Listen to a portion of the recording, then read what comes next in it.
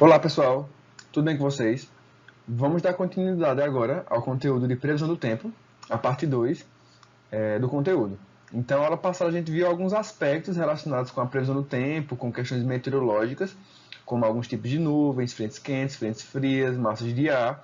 E agora a gente vai ver outras características que também estão relacionadas a esse mesmo conceito de previsão do tempo.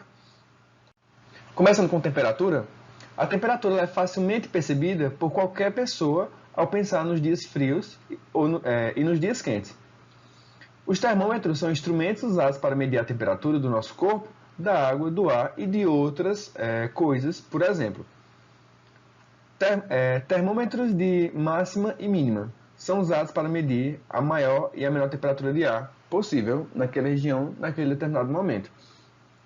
Então, veja, quando a gente fala de temperatura, a gente pode relacioná-las tanto com questões meteorológicas como questões mais do dia a dia da gente, a gente podendo medir ele em casa com instrumentos simples, com esses termômetros simples, como também existem outros termômetros mais complexos que são os de medir as temperaturas máximas e mínimas. Então, por exemplo, no nosso celular, se você abrir um aplicativo chamado Tempo, ou tem outra nomenclatura em alguns outros aparelhos, vocês vão ver que a temperatura que o celular indica para aquele determinado momento, ou para a semana, ele tem a máxima e ele tem a mínima. Então, aquela é a temperatura máxima que a região ela pode chegar naquele determinado momento, ou a mínima, já que a gente pode ter variações ao longo do dia, certo? Então, eu trouxe aqui esses dois tipos de termômetros diferentes que são utilizados para o mesmo objetivo, que é medir a temperatura. Então, nós temos o termômetro usado para medir a temperatura do nosso corpo e o termômetro de máxima e mínima usado por questões meteorológicas, certo? Continuando, umidade do ar, chuvas e secas. A umidade do ar contribui para uma previsão mais correta do tempo. Quanto maior for a umidade do ar, maior será a probabilidade de chuva. Consequentemente, quanto menor a umidade, menor a quantidade de chuva. Inclusive, abrindo um parêntese aqui, bem rapidinho, nesse período mais seco, principalmente agora que nós ainda continuamos com os cuidados relacionados ao coronavírus, é importante a gente sempre manter a umidade da casa onde a gente mora, ou na região, ou no local onde a gente frequenta e está habituado a estar, certo? Então, é sempre indicado que para as pessoas que têm condições de ter umidificadores para que mantenham as casas úmidas, é uma coisa que favorece para nós termos uma melhor respiração. Então, vocês devem ter percebido já em outras situações que quando a gente está em um período muito quente, muito seco, nossa respiração ela começa a ficar meio que acaba incomodando, a gente às vezes sente um pouquinho de cheiro de sangue, é comum, nosso sistema respiratório fica tão ressecado que acaba causando como se fossem algumas microfissuras, que dá esse aspecto que meio que quando a gente está respirando, arde um pouco. Então é sempre bom a gente ter cuidado e sempre tentar estar com o ambiente o mais úmido possível, se não com umidificadores, com outros meios, como sempre estar bebendo água para deixar o corpo mais hidratado por mais tempo, certo? Então esse é um dos cuidados que eu trouxe hoje para vocês, só um comentário para trazer uma contribuição aí para vocês a respeito de cuidados com o tempo seco, que é um pouco perigoso para a gente, quanto à nossa saúde do nosso sistema respiratório, certo?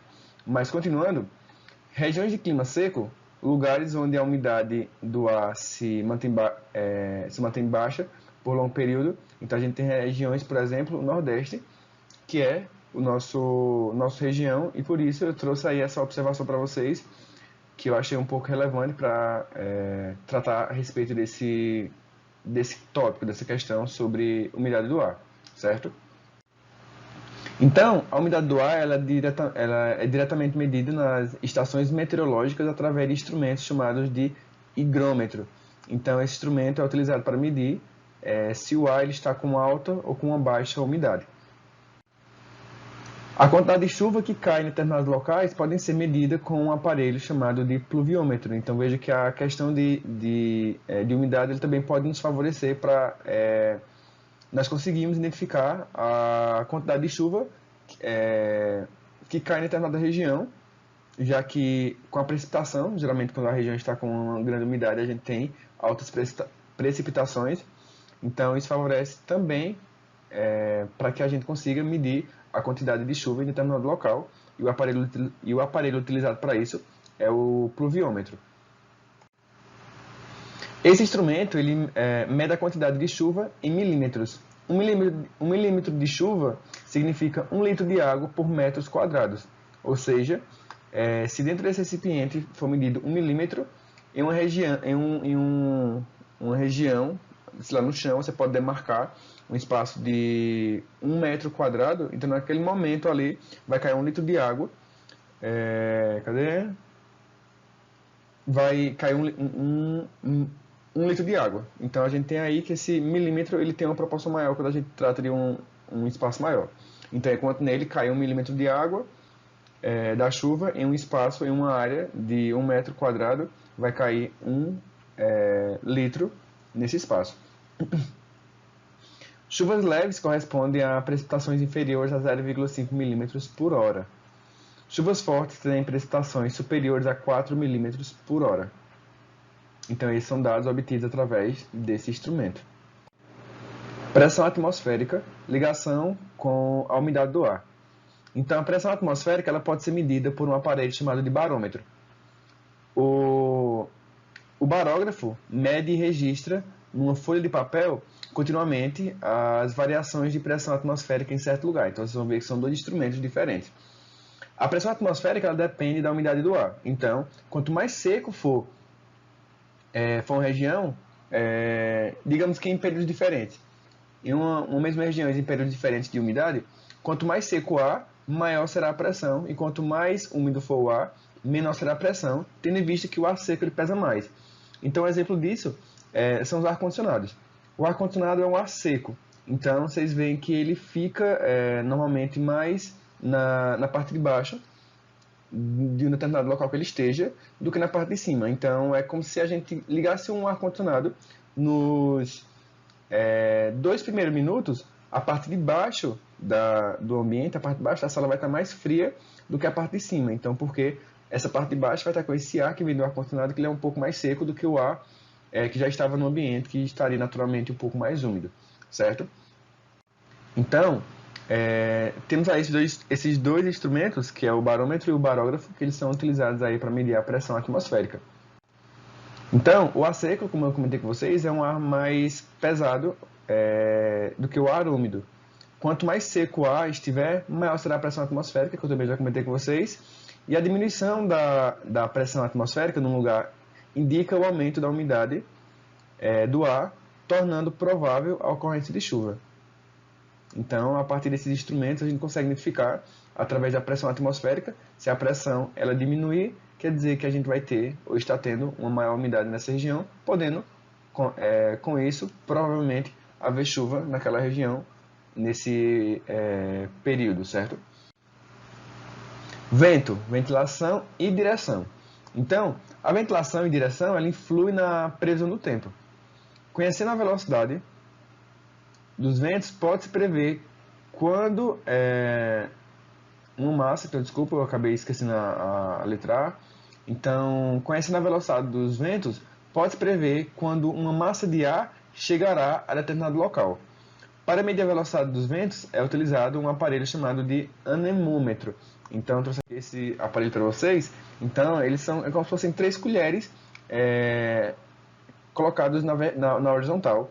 Então, quanto mais rápido eles rodarem, mais forte é a velocidade, maior a velocidade desse vento, certo? Então, esse aparelho possui um dispositivo que registra o número de rotações no intervalo de tempo.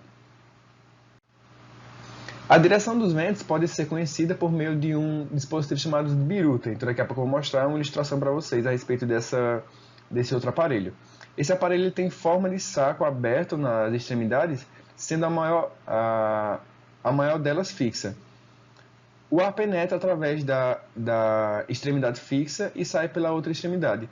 O fluxo de ar alinha a biruta com a direção do vento. Então, a biruta é um instrumento que ele é direcionado de acordo com a posição e com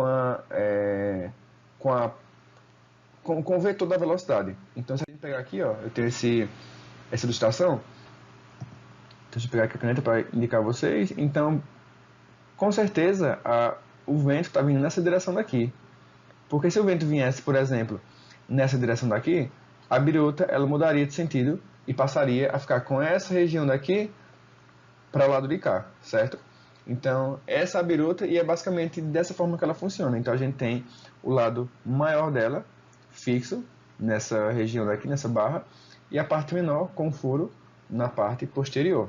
Então, ela é usada nos aeroportos, pois auxilia na orientação da decolagem e da aterrissagem dos aviões, certo?